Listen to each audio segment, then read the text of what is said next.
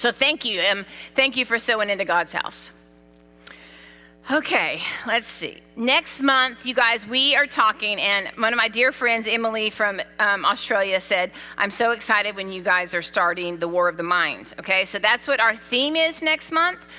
Some of the meditations that we're doing and putting on the website will be that we are in a war.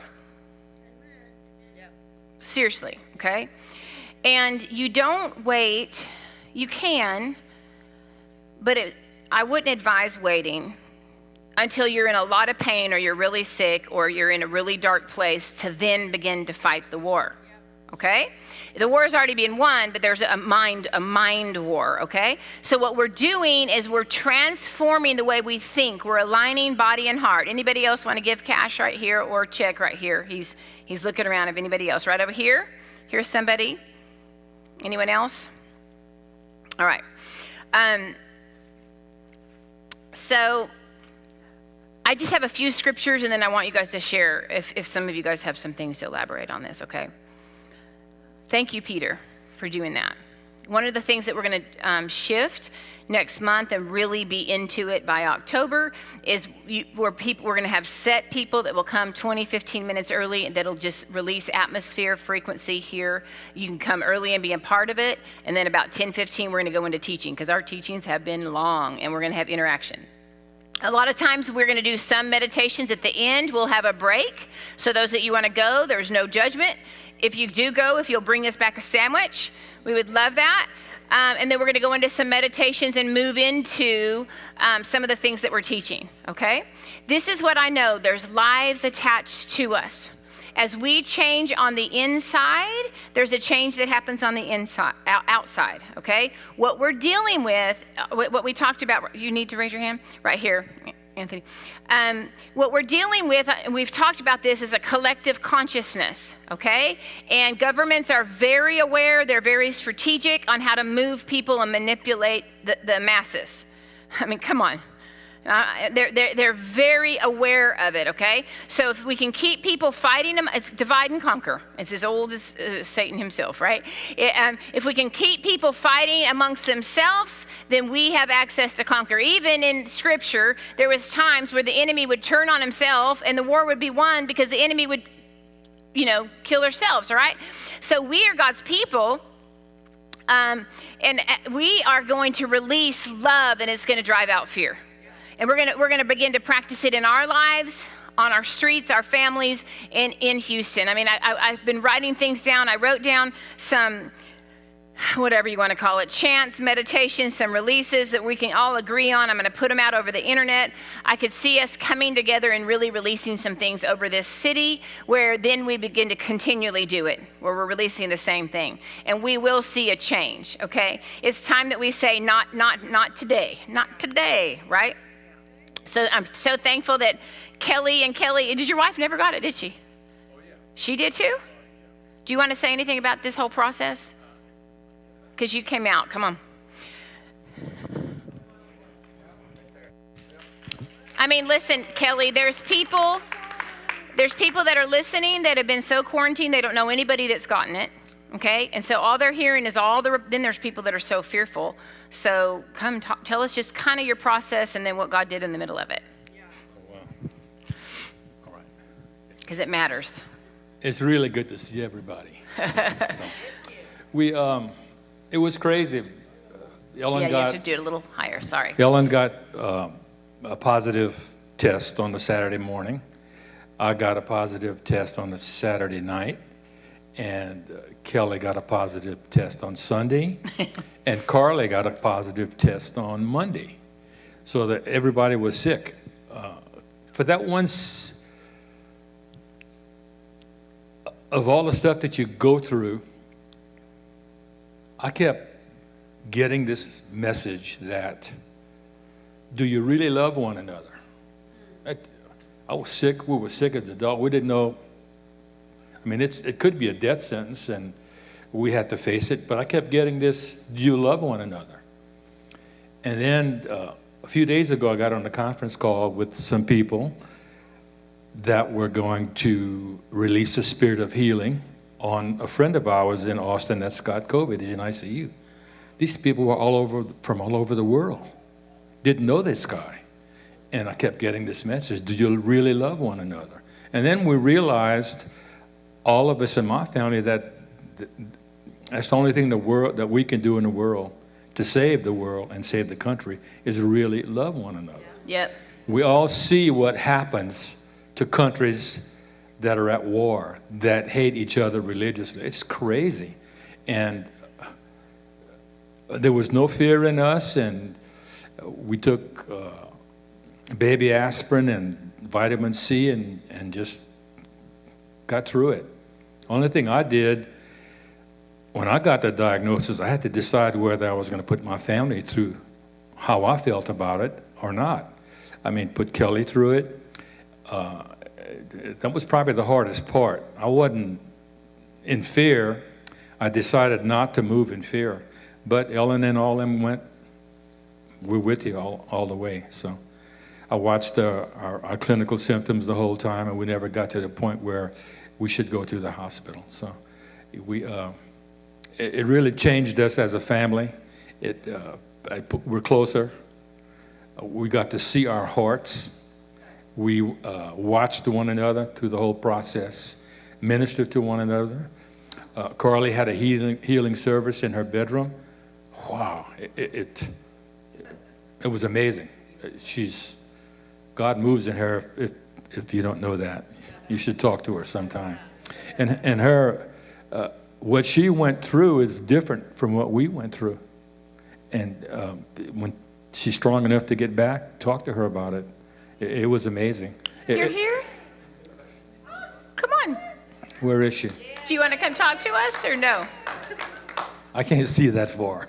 Oh, all right, Carly. Uh-oh, get ready, guys. You're going to get blessed. Comes. We need theme music. Thank you. Birds flying high. Just kidding. You know, hindsight is always 20/20. And you ask God for things, and you say, hey, I want to learn about, like I asked God a few weeks ago, I want to learn about humility, gratitude, and honor. Because I know the words, and I know people doing that and flowing in that, but I didn't know how to adopt what that really was inside of me. So I asked that 3 weeks ago. And I didn't know that he was going to do it through COVID. So through COVID, my heart, it's like if you can imagine yourself being dunked in a tank of water and all of your senses have dissipated. You can't think, you can't sing, you can't do anything. You have no senses, and all you have is your heart. That's all you have. So I was able to see, it's like at the beginning of COVID, like Dad said, I said, wait a second. We can't just say yes and just get it. We have to heal one another. I'm tired. Let's do it. So we go in the bedroom and we just start just praising, releasing, and just doing some energy thing that I don't even know what I'm doing, but it's in me to do it. And what Mom and Dad did was they opened their hearts and they came into agreement with the healing, and they experienced it. And I saw things like manifest and come through Mom and Dad different ways. So the differences that I noticed with Dad was that because he decided, hey, our family is going to be perfectly okay, he was the most even-keeled person in the process. So he had decided at the beginning that he was going to anchor the family, and so he did. Mom had different symptoms. She had these uncontrollable shaking, and she called me at midnight from upstairs, and we're all sick as a dog. And she said, Carly, I can't stop shaking. I can't. And I've never seen her vulnerable. I've never seen her weak. I've never seen her do anything like that, ever, by choice, to let me into this heart space of hers. So I go downstairs, and I'm deathly ill. And I'm like, all I have is my heart to release to her. I have no strength. I have nothing. So I sit next to her, and Dad's sick as a dog in the bed. And I just start speaking to her, and I said, Fear, you have to go. Thank you so much for serving her.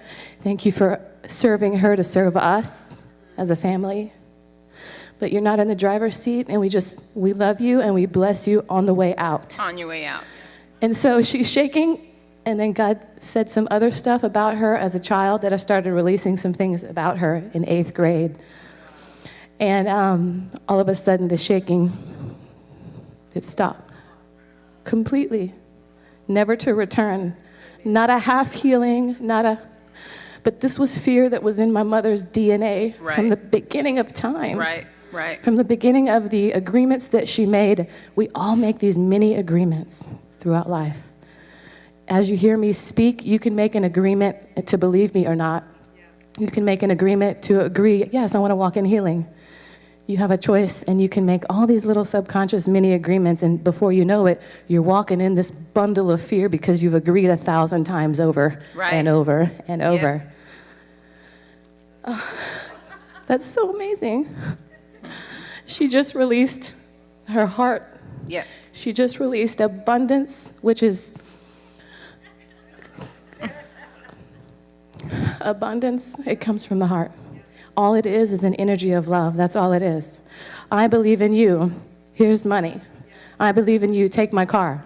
Right. It's called an abundance of love. Yeah. And so, and then Mom had some different manifestations of dizziness. And it wasn't like, oh, the room's spinning. It was like she could not get up. She could not walk.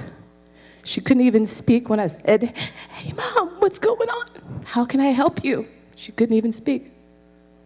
So Dad, since he made the agreement to be completely stable, he was able to bring her to, the ER. But I knew that I was asking God, what's all this stuff? Because it's not just dizziness, and it's not just shaking. It's fear, it's control. It's the things that we've held on to keep us stable. Yeah. To say, and I'm not going to release it. I'm not going to release it. I'm going to stay in it. But then COVID, the gift comes. Yep. My experience was the longest. And I couldn't breathe. I'm the only one that had this cough thing and deep pain, and I couldn't breathe. And I've never not been able to breathe ever. I've never been sick like this ever. And all I could do was lay on the floor and try not to panic my way into death. Right. But let me tell you what the gifts were. The gifts were when Teresa or Sheila called or said a word or sang, because all of those love communications and expressions, that's what was my sustenance. That's what I could live on. Nothing else. So when you speak a word, or when you reach out, or when you make food, like Mimi brought food, I called her, I said, hey, we can't do anything. Can you help? And she made the best food several times. And again, life-giving, love-giving sustenance. And it wasn't just love, it was truth. It was like, nope, my love's gonna sustain you in this space. Teresa's gonna sing, you are my sunshine, my only sunshine. You make me happy when skies are gray. And some days I was like, oh, I can live on that. I can live on that. And then I thought about Darren, because I was like, you feel powerless and you have to surrender. But what are you going to surrender to? Are you going to surrender to allowing it to break down the things that you want to grip, that you think are what you need to stay stable? Or are you going to allow it to speak to your heart? And I have to rewind and tell you, before COVID started, right at the beginning, I got this vision where I was sucking the COVID out of my cells. So I went, and I saw all of this little ashy stuff come out of the cells. So I sucked it out, but then I breathed it back in, because I'm reoxygenating it with the breath of life, and I'm changing it into love. And I blew it out, and it was little hearts. But when I tell you guys that my heart was chop suey in this whole process, I have never been blown up from this heart space like this. Yeah. Never. And I could see my parents' hearts. I could see the vulnerability in Mom and Dad, the true love that they have that is astronomical, galactical, amazing. I could see who they truly were, and I realized that is all you are. Yep. You're nothing else. Nothing else matters. Nothing else matters. Cars, jobs, what you look like, nothing matters. What matters is the true love that you're made of, that you are. And that is life-giving, and the rest just follows suit. Out of that love, everything lines up. I want to lift up Jennifer Gregory right now, and anybody else that has COVID. And I just want to release to you complete healing and a renewal of your mind, a renewal of your heart, a renewal of your being. That God show you who you truly are and who you were before the beginning of time. That He show you exactly why you're here in this, to expect to receive it. And it really helped when Sheila said, you just rest and just be in peace. Because I don't know about you, but if you're sick, I always just want to get better and fix it. But mine lasted so long because I didn't want to let God fix me. If you can picture a mechanical bull and COVID as the cowboy, that cowboy did not jump off after 8 seconds. It rode me until that bull fizzled and died.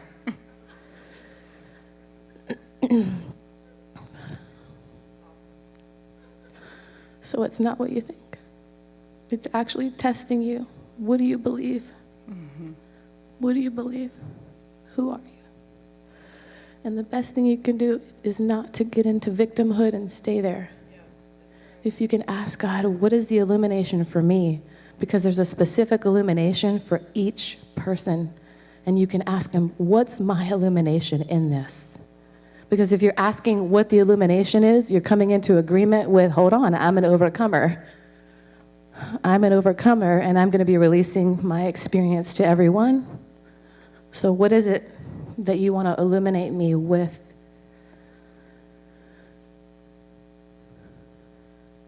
And lastly, I'll talk about Kelly. Kelly has Down syndrome, and he's always very loving all the time. He doesn't see you through any of the filters that you see yourself. And so over the years, he always wants to hug me and tell me I'm a princess, I like your hair, I like your shirt, all this stuff. But I could never receive that, y'all.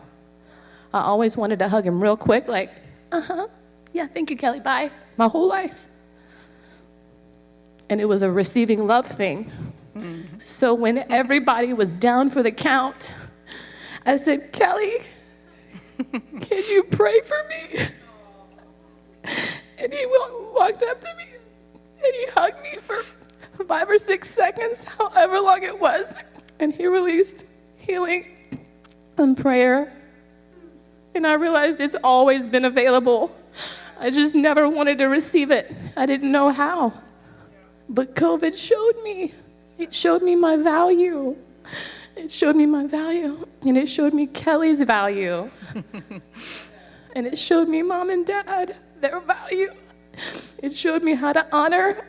It showed me gratitude, because I said, God, I understand thankfulness. Thank you for opening the door. Thanks for letting me borrow your shirt. But what is gratitude? Gratitude is the complete belief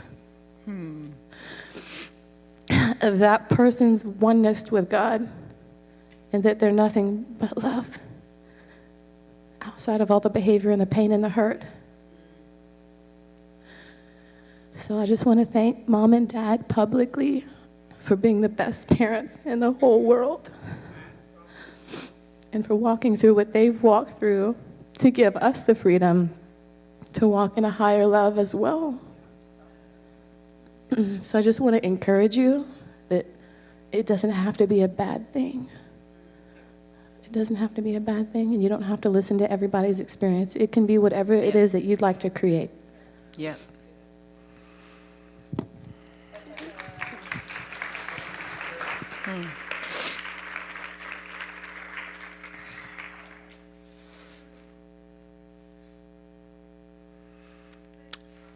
We can't, you guys know the scripture. Yeah, it's yours. Take it.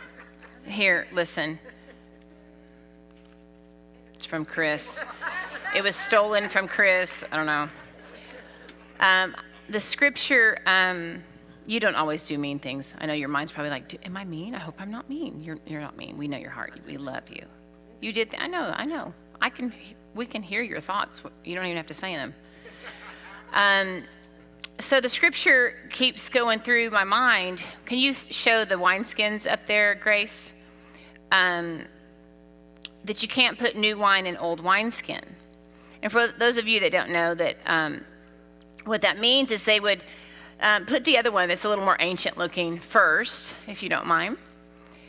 They would dry out the inside of the stomach or just the hide of a sheep, usually, sometimes goats and sometimes oxen. And they still do it in different countries. And they would dry this out, and then they would fill it full of wine. And if you used an old one that was cracked, they would also keep them soft and subtle. You know how leather is, right? If that you put new wine in that old wineskin, and it literally is energy. Everyone say energy. From the wine as it ferments, okay? So the energy of the new revelation, the new understanding, the new wine would begin to expand, and it would burst the old wineskin, and then you would lose all the revelation. It would bring destruction. You can show the other one now, just to give you an idea. So, and we've heard that, we know that when it's talking about, it's like when we're people when the old people were attached to the old covenant, the Old Testament, and then this new message came, okay? And so this is what was being talked about. You can't put a new revelation in old wineskins, okay?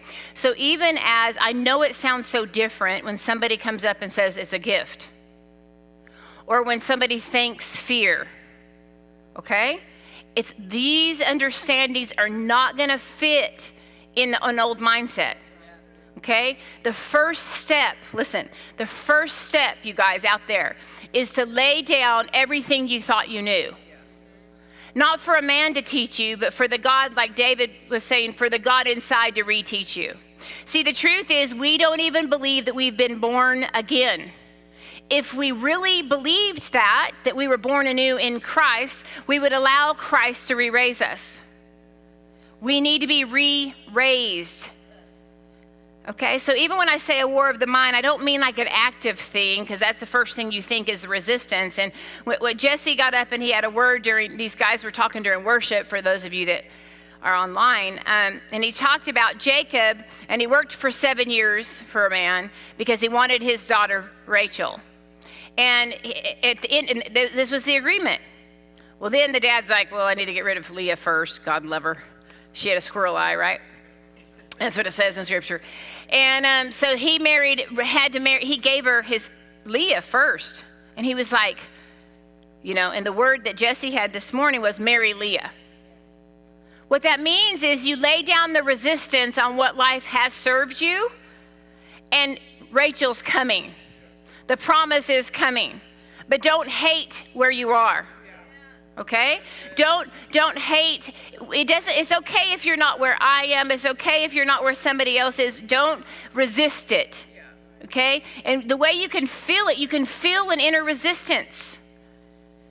It feels like dread. It feels like regret. It feels like fear. It feels like anxiousness. It feels like you're always out, it doesn't feel like peace. It doesn't feel like you're on the ocean without cares. There's an atmosphere that you're going to learn from the inside out that's a place of rest.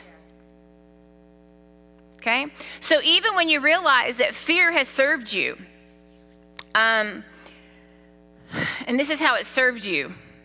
Alex talked about this. So I remember, maybe being suspicious, or I had a fear that, something's going to happen to your kids. And a lot of the times I watched over my kids it was out of fear. I didn't know it was. I called fear love, right? But once I realized that that's what it was, that I could live in a level of peace. Once I lost more control, because my kids are now in college and they're like going to where there's shootings and, crazy stuff like that. And God told me that Alex was going to teach me that she was going to live out loud, that she had to learn out loud. That's what he taught me. So 6 car wrecks later, for this one, You know, Josie, God spoke to Josie when she was going to India, and she had Darren's Chrysler, one of those black Chrysler 300, whatever. And that was a cool story that connected us back with Elaine in a big way, right? And that was Darren's car. And in the middle of a service, Darren says, I feel like I'm supposed to give it to Josie. I'm like, well, give it to her, you know. And so then Josie, a year later, is going to India, and she feels like she's supposed to give it to Alex. I'm not sure Josie heard God on that one, but we're all okay, right? So the first time Alex drove it, Alex is 16, she got pulled over going 93 on her way to school. You know, and the police officer, we're like nervous when she leaves the driveway. You know, and the police officer calls Darren. All I hear is Darren saying, yes, sir, and I jump up like something's happened, you know, because Alex lives out loud, right? And basically the highway patrol was reprimanding Darren. He said, what are you doing giving this type of a car to this type of a girl? I'm like, the highway patrol had more discernment than the parents, you know what I mean? And so that was the first and last time Alex drove that car. We sold it. Darren gave her an old truck and she totaled it. But anyway, that's another story. She hit a deer. That part wasn't her fault, even though she was driving through the field chasing the deer. Just kidding. That part's a joke. She had two. This is just fun for you. So she hits a deer and she's just hysterical. And by this, we're learning to live in peace, losing the resistance. Do I have any control when she's not with me? No. Fear always brings control. Fear always means you're in control. If you're in control, guess where he's not? Yeah. That's where he's not in control, okay? So anyway, so Alex hits the deer, and then it jumps in the back of the truck because she has two big dogs. One's one of those huge ones, what was it? Great Dane, and the other one's a German Shepherd, whatever. And she's holding them as they're going crazy because they want to go finish the deer off. I mean, it's very dramatic. The deer was alive still. And of course, we're from Oklahoma, so a guy pulls over and sees that she needs help, doesn't even check on her. She's not upset that she totaled the truck. She doesn't care that she's late for school. She's hysterical that the deer's hurt, right? And so this old Okie guy gets up, walks over, shoots the deer. And Alex is just going hysterical, you know. And so it didn't matter. I mean, we tried to raise our kids. We lived here when they were little. We moved away, and it was really great raising our kids in the country. We thought we would pad it a little bit. They wouldn't be around as much stuff unless that child was Alex. So then she was going to find what can I total this truck with, you know? And she's totaled a few vehicles. So, but God used those things for me to release resistance. Even down to the transition of Darren, okay? Of course it didn't turn out the way I would want it in myself, right? But in the midst of it, I understand atmosphere, I understand resistance, I understand fear, I understand peace, I understand love. And I was able to move into it before he even left. Like literally move into a space. My sister messaged me, another sister, and just thanked me for all of this, for coming forward, for leading, for, you know, just honoring me. They were right there with me when Darren transitioned. It was, you know, it was tough. And I said, you know, there's always two realities. I said, part of me wants to cry and misses him, and I allow that, okay? But the other one spits out my teeth, wipes my face off, and says, is that all you got? Yeah. And that's where we've got to be in the earth. It's not because I'm a bad A.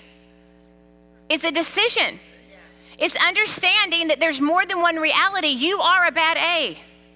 Look at your neighbor. I'm just kidding. What manner of man are you? Right? Listen, you know what I heard whenever we were singing Abba, or Heather started singing Abba, I belong to you? I heard your cells singing to the Christ you. Your body is like a miniature universe. It's a picture of the whole. An atom is like a mini universe. And they're looking for someone to rule over them. They're looking for someone to stabilize not just the family, but to center and stabilize their self. And God graces us with experiences where we can rule. I heard your cells singing to you, you being Abba to your cells. I'm saying that because in the smallness of our mind, it's very easy for us to understand he's Abba and we sing to the God that's great and bigger. But then there's this, on a cellular level, they're singing to you, the God you. And we have the opportunity in the earth right now, not just if you get COVID, but with fear, with the threats in your mind, in your heart, to move into full authority. But it's first going to come over you. I feel like God's just given me now, beginning just to lay it out like a clear path. And so when I say we have to manifest what we believe, I'm saying that to myself. This is me buying the Runner's magazines. I told them earlier online, I told them that when I decided that I'm going to start running, it took me I knew I had to change my mind, so I started ordering magazines. I started getting around people that were doing that. My first excuse, my sister, my other older sister was going through a divorce at the time, and she got in such good shape. She moved to Oklahoma City. She lived in a small town before, and she had this incredible gym. She worked for Chesapeake, right? And they had an incredible campus. And she's just like looking better than I'd seen her, like, oh my gosh. And I'm like, I'm going to do that. You know, she was athletic before, and I'm like, I want to be that. How do I change to be that? But I had to deal with the mindset that I lived in Atoka, Oklahoma, where there was not a gym that was worth anything, sorry. That there was not a community of people. Like here, you just walk in Orange Fitness and I feel more healthy. I'm just like, yeah, more healthy. You know, we went to Orange Fitness yesterday. Orange Theory Fitness, OTF, yeah. It's awesome. It's awesome. I just started that. But here you have, oh, look, is that for Carly? You just walk in and you can find a community. You can find a community now online for whatever you want to build an appetite for. I had to build an appetite if I wanted to start being athletic or, you know, get in shape.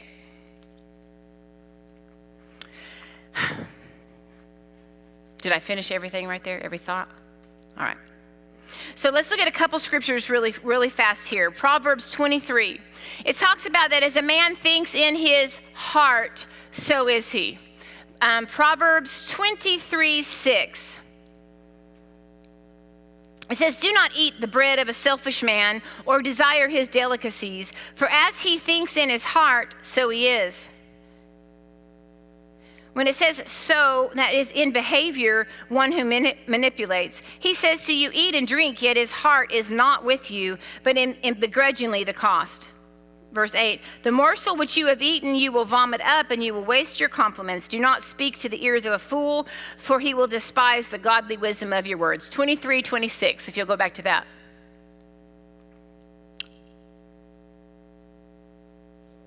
My son, give your heart and let out your... Is this 23:26? Okay, now let's go to 27. You got it. Oh, I'm in a whole different thing then. Oh yeah, 23:6. No wonder she paused. Her mind probably said that's not it, but then I'm going to do what she said because... All right. Do not eat the bread of a miser, nor desire his delicacies. Next one. For as he thinks in his heart, so he is. All right, let's look at that right there. The word think, now listen, I'm just telling you right now is a good time to just start training your mind, training your thoughts. Pour it in. Darren's mom used to say, son, if you put it in when you don't need it, it'll come out when you do need it. Okay? So you're building a foundation. You're rebuilding a foundation. All right? So as the word think is as a man estimates, as he's a gatekeeper, as he calculates. The way you think right now of what's going on in the earth matters. Because that is, so are you. Okay? So in other words, if you're already thinking like a victim and you're just dodging bullets, that is where you are. And that's going to be where you are if you're in a tough space. And you're starting an uphill battle from that space. It's okay that that's where you are, but understand that's where you are. Now, understand also that thoughts can come and hit you, and that doesn't mean those are your thoughts. I'm talking about what you've settled in your heart. So what Carly said that was so powerful is in the midst of this, the other things were coming up, and other things were being established. So in the midst of this hard time, and it was very hard. It's been very hard in the family, for sure, when Darren transitioned. I mean, there was times, you guys, I would get done preaching. You guys would be like, oh, that's so awesome. The masses were writing me letters. Just kidding. And I'd come home, and I mean, one of my kids just in such a dark space. And what I would have to watch out for in the midst of it, I'm talking about when you're in the midst of it. Are you guys out there? What I have to watch out for is I would live in a revelation, especially about Wednesday, Thursday. You know, I start getting excited about what God's saying. I'm living in it. I'm moving forward. I'm excited to bring it and talk about it with you all, right? And then after church is when I have to decide to pick it back up and carry it for my life. Because I could release things and not move into it. You could repeat today. You could get a revelation. Some of you have already had God speak to you to something, but if you don't hold it up and move into it, it's going to be something of the past quickly. Okay? That's the governing that we're doing. And so you'll see, hotels will tell you that one of the biggest times, like porn goes up big time, and is whenever they have like conventions, like Christian conventions, pastors' conventions, things like that, when it's over. It's not just because everybody's all perverted. That's not the deal. It's all of a sudden you let down and you look for another escape because you haven't moved into that revelation. It's that part of you, and when you get home from work and you let down and then you're looking for something just to check out. Okay? Those are the times that you start putting stuff in. I mean, some of you guys need to start playing, like we used to put people on a Graham Cook diet while you sleep. Trista did it for how many years, Trista? 9 years. I guess, did Darren mention it about doing this or something? Just quietly? I know, but she played it nonstop in her house. Nonstop, right, Trista? Nonstop. Do you guys understand what I'm saying, what that means? That means when you were in her house, Graham Cook's playing in the background nonstop for 9 years. Graham Cook's a preacher. But we can give you things that you can play that'll begin to change atmosphere, speak to your mind. But one thing that Trista understands is mathematics, and she understands that, you know, if you keep putting one thing in, you're going to get results. You know what I mean? Like, you're going to get those kind of results. And so this is a time right now in the earth to be diligent with the results we want. Yeah. What do you want? What do you want? What do you want to produce? And putting it in. Because whether we know it or not, you guys, we have been trained. Our thoughts have been trained to live like just people. The other day I saw a little glimpse on Instagram. I might have said this last week. I can't remember, but I just saw a glimpse. I try not to look that much because I'm really just centering in, like what Carly was saying, centering in on my heart and what God's saying in the middle of not being busy, right? And I saw some stuff that's going on in Afghanistan. And the more you love, the more you're releasing love, the more you just can't sit still through stuff. And I'm like, God, what do I do? Why am I even here? Like, what do we do, God? There's so many people that are in pain right now. Like, what do we do? And all he said is, I heard him so clearly, he said, fully awaken. Fully awaken. Okay? And I know I, Sheila, can't fully awaken myself, but I can make myself available to fully awaken. Yeah. I wrote a little list on, now there's no condemnation, guys. It's just being really real and letting God in areas that you're saying that he's in, but it's obvious that we're full of fear. So here's some things to know, like where you are in your awakening. Number one, you're not going to look for external. You quit looking for external relationships, love, anything to meet a need that's on the inside. Number one, you quit looking external to get something for the inside. Number one, you begin to look on the inside and realize that it's all there for you. There's an arresting right now, and it's causing us to look on the inside, all right? Once you tap into that deep well, it's there for you to drink. It's a river. It's there to take you into your new. It's there to move you forward. You're not looking anywhere else but on the inside. That's number one, and understanding that you are beginning to awaken. Number two, you're gonna hear and know where fear is in your life. And it's okay. But that's where you begin to invite and see and release the river, okay? Fear, just fear in general, okay? It doesn't, not fear of COVID, not fear of death, just fear in general. We're practicing this, and we're cleansing and removing fear with the spirit of love that's on the inside of us. You're literally being fortified right now. It's a fortified city. That's what a stronghold is. It's a fortified city. And strongholds in our mind, when they would fortify a city, it was like a wall around a city that protected it. And let's look at this. We'll go further into that scripture in a minute. You don't have to look this one up. It says, also in Proverbs, it says to guard your heart, for everything flows from it. Another in NIV, watch over your heart with all diligence. From it flows the springs of life. From within.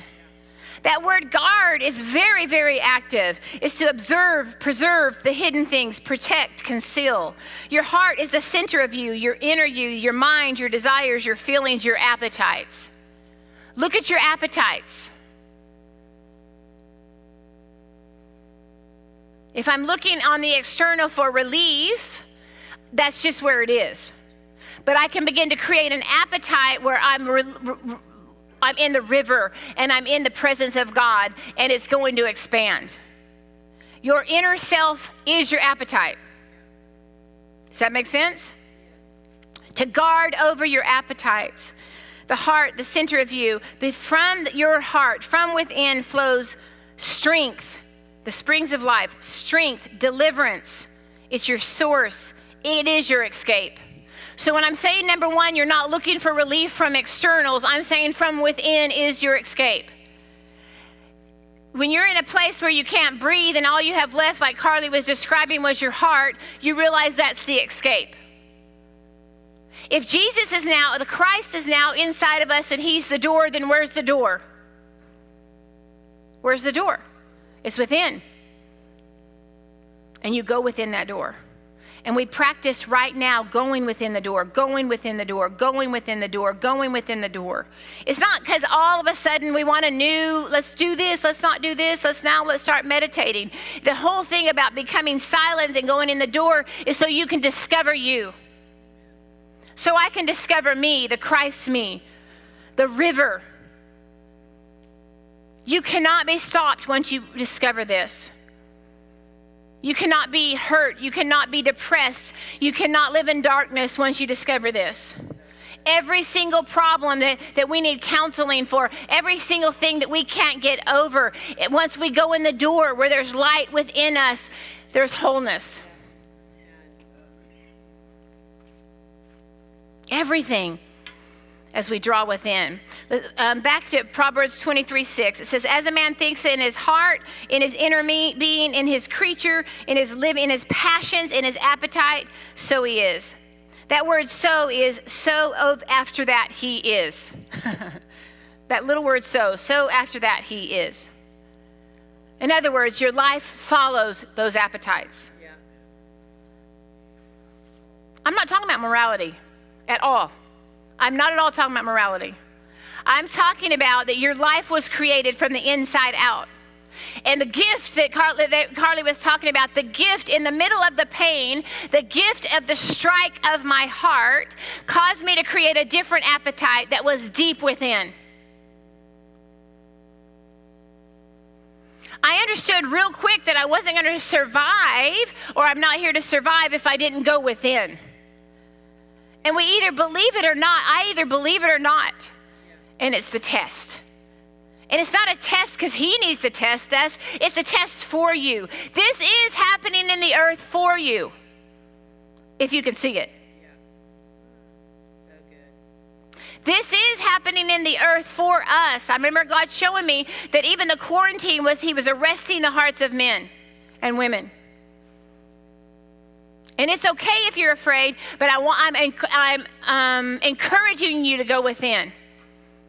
To go within, because it's a different, you guys are freaking amazing. There's a different breed of people on the earth right now. And God has allotted us this, and he's called you to be alive during this. It's for you. It's for you to know who you are. It's for you to know that you're an overcomer. It's for you to live in peace. It's for you to live in the vastness of the river that's inside of you and the Spirit of God that's on the inside of you.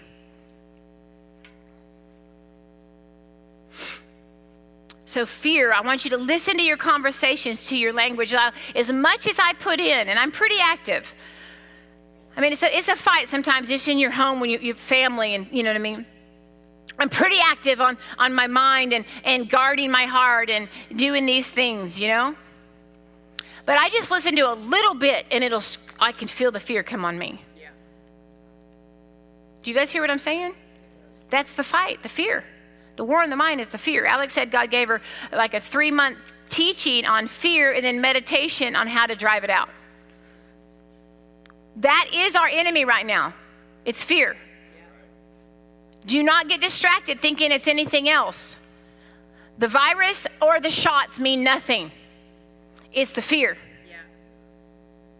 Because we understand that once the heart alignment, once the cells align with the heart, once the heart has an understands that we are the Christ in the earth, once our cells align, what can touch you? Once our mind and our heart align. Another one to know if you're waking up or to see is you allow others to be. You lose the control. Their opinions are okay. I read my heart. I get around people that are strong in opinions about something, and that part of me that wants to go, because I'm right. I'm right. I'm right. It's me that's right. And that part that there's only peace. Listen, we cannot talk about loving the world and fight the world at the same time. That's right. People are just scared. That's it. People are fighting for the vaccine, against the vaccine, fighting to stay out of the hospital, against the hospitals. They're saying this is that is this. The confusion, which has been the plan all the way through. The way you manipulate the minds of man is you move them into the darkness of fear, where they don't know what's next. And we are children of light. And I want you to evaluate your life. Don't condemn yourself, but that's the part that the word transmute. We're going to be really learning a lot about the word transmute. The word transmute means to change or alter in form, appearance, or nature, especially to a higher form. That's why you're able to say, thank you, you served me. Okay, you've been a boundary. Maybe you didn't do A, B, C, and D because of fear. The law was a tutor.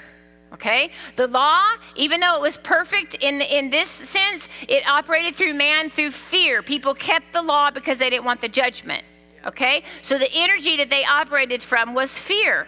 Well, when they released the law to go, that it was finished, the key is really understanding grace, that it's fully finished. Okay, it was that same energy that we keep the letter of the law. Okay, we transmute it and we understand grace. And now we use the grace to push us forward. It's Paul saying, I got this thorn in my side. He's just going, this is hurting me. I don't know how I can go any further. All right? And God would say, my grace is sufficient. The energy that he obeyed the law, he transmuted it into a higher energy, which was grace. And he was able to see beyond anything, beyond the law. He was able to see the finished work. And we can't just know this in doctrine. We've got to know this in us, and that's the test. Did he finish it in you? That's the test. And whenever I'm talking about the wine and the wineskin, you guys, there's been so much mixture in my mind, I believe, the church's mind. Mixture being law and grace. The way you've seen yourself and your heart on yourself. the way you slap yourself and want to work harder, okay? Fully moving into grace where we can see, and it's a space where you govern. It's the only way that we're going to know the finished work and govern from there.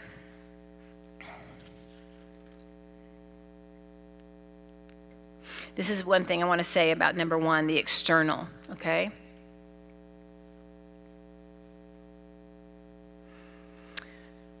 You're going to see great shifts in your life in the next several months. And remember, we talked about this, okay? The abundant issue matters. Money matters. In the midst of this that we're dealing with in the earth, and jobs are drying up and new jobs people are getting rich. Darren used to say, money doesn't leave the earth, right? It just changes hands, okay? But an old wineskin, thinking of it from an old mind, you're not going to get the revelation of the new. So even being willing to let God reinvent you on how you think about abundance and on finances.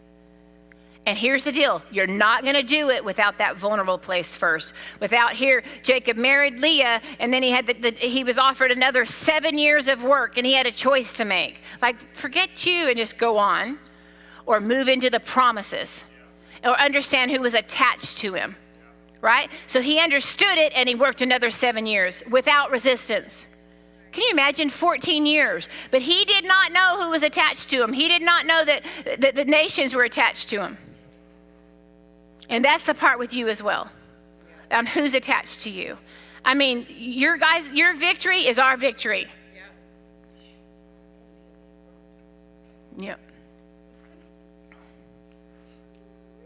So your mind, if you will allow, your mind is going to radically change when it comes to finances and how you've operated, but you're going to have to lay it down. And it may look like giving everything away. It may look like releasing something that's kept you in the old. It may not. But you're sure in the heck going to have to deal with the spirit of fear if you want to change in the abundance with finances. Okay? One of the things in my life and our life is we're understanding that we're awakening that it's not our source. Natural money is not our source. This is why people that have made millions and then they can go bankrupt. Donald Trump went bankrupt a few times because the money came from him. He knew how to reproduce it. So whenever you're holding on to it and there's fear and God will show you, okay, that's the old mindset. You're not going to get the new wine there. You have to release the fear and accept the love. Listen, guys, we can go without toilet paper. That's how shallow we were. We got fearful that we were going to have to go without toilet paper. And we can also go without food. We can go without food. I'm going to send it out there, and whoever wants to do it, I'll send you guys an email. I am going to do some fasting and things like that in the month of September. I saw on Facebook somebody asking about fasting, on someone's page, but it's not the old mindset. I'm not trying to get closer to God. I'm not trying to work towards anything, okay? God's teaching me so much about frequency, period. I'm going to have some of you guys that understand frequency. I mean, I'll throw the invitation out there if you believe that you do, to come in this room right here. We're going to change some things in this room. We're going to dialogue on what needs to happen in this room to release the frequency of heaven. Because the frequency, even physically, God told me to put red on the stage. Even color speaks, okay? Well, whenever you can't breathe, what color do you turn? Right there, grayish blue. We're getting rid of it. All right? So we're going to get some painters. We're going to get in here. We're going to get rid of some stuff. But I know that listen, there's things that God's going to have you do that are not going to make any sense to your mind. Do it. Because you're dealing with frequencies. So let me read you this. This is a quote from a great book from Greg Braden is his name. And he says, you're just like your physical heart pumps and goes into all your whole body's the source of blood, oxygen, and health in your body is your physical heart, okay? This isn't the part he said, but your metaphysical part, the center of you, as a man is in his heart, so is he. Your heart speaks to the world. He calls it, this was his quote, belief waves of the heart. Like literal, in the terms of physics, it's magnetic and electronic waves that go into the earth from your heart. You're that powerful, okay? As you think in your heart, so are you. And that's what you're releasing and creating in the world. And it matters. It matters. Say it matters. In fact, it's energy that manifests into matter. From your heart. It's not from your mouth. Words don't mean anything if they're not connected to the heart.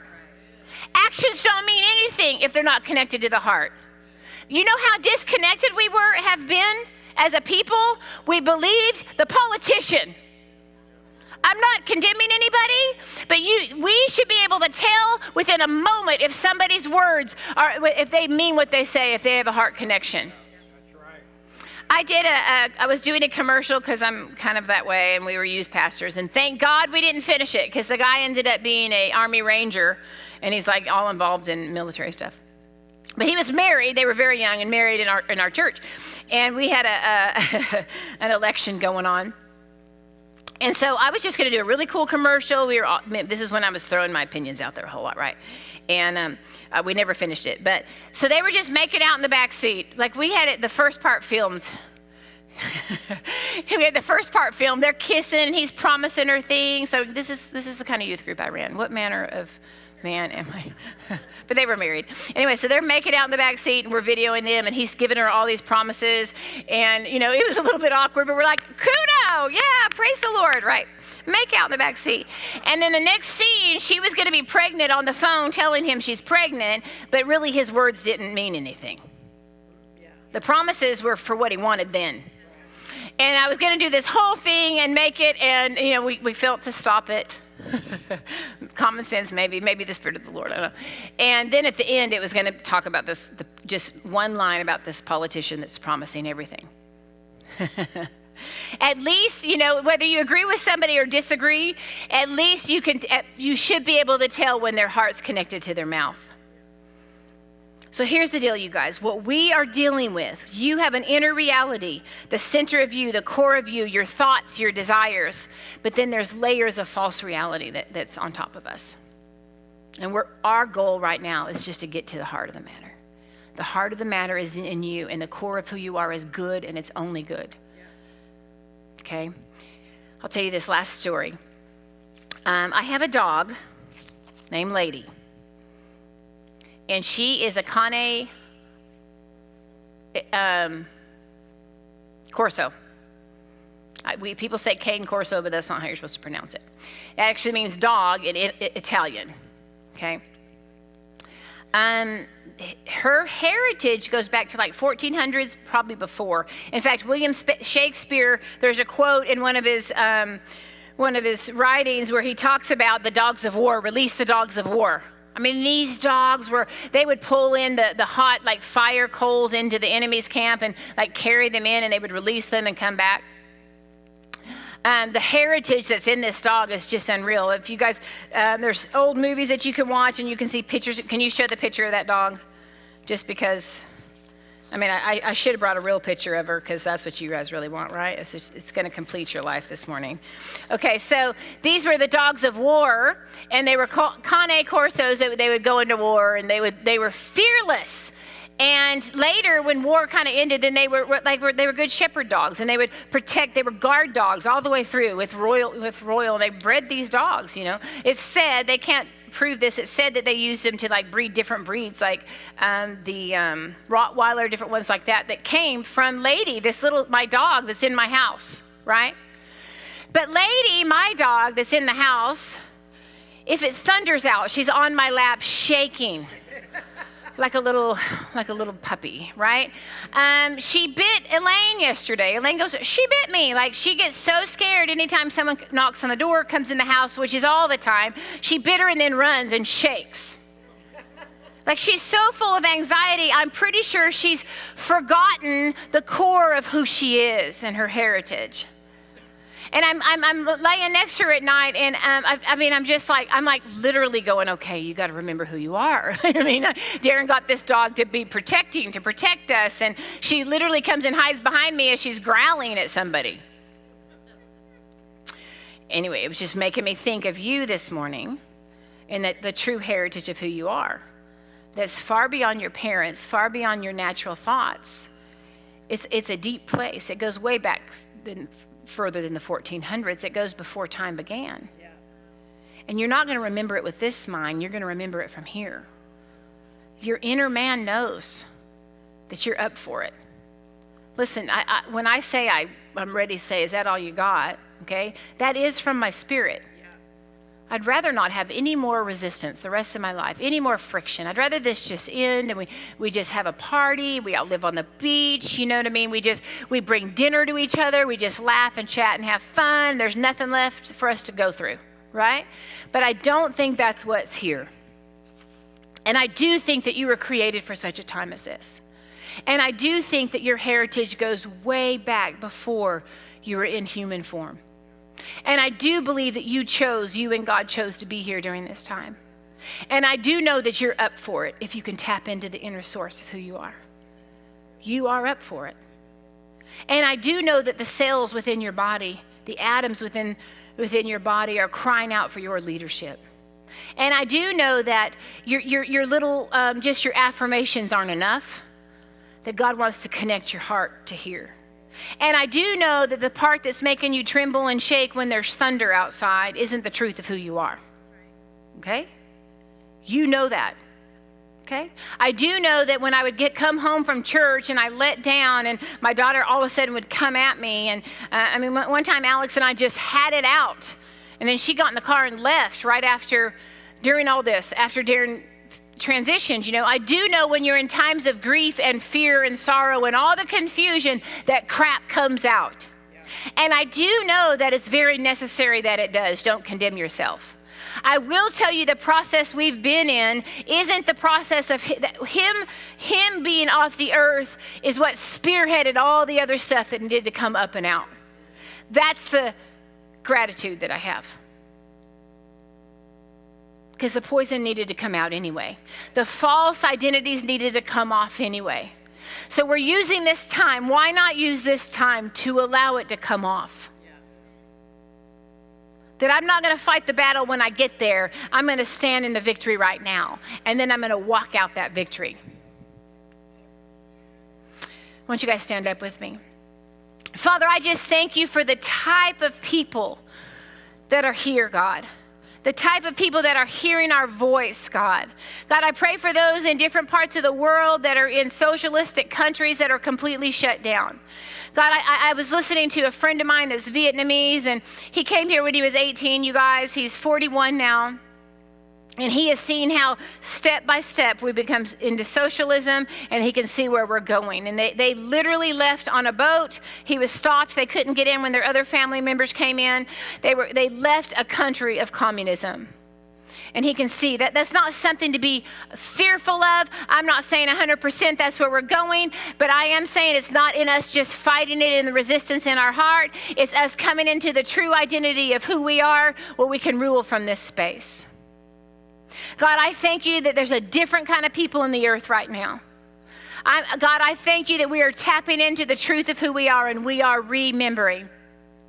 God told me all that I said, God, what can I do? He said, fully awaken. So God, I just want to position myself to fully awaken. And even in this last year, as we walked through grief and we walked through challenges together, God, you know, I'm like, really? Is this all I'm here to do, is to help people pick up the pieces? Like, that really sucks. I don't know that I want to do that when I'm saying that. And God's like, no, we're going to turn a corner and we're going to move into rulership. We are not here to survive. We're not here just to pick up the pieces and be like disillusioned. Guys, listen, whoever can hear the sound of my voice, you are sons and daughters of the Most High God. You carry his DNA. You carry his thoughts. You carry his purpose. We are here to manifest God in this earth. Lord, I thank you for people that are willing to go through the process to tap into the inside, Lord. I thank you that the river, what the earth is crying out for, what the earth is thirsting for is within us, God. And if not now, when? And if not us, who? God, I thank you that you're not allowing us to go to sleep. This is where we can even have gratitude in the threats. We love you, God. We love you, God, and we love all that you're doing. Amen. Bless you guys.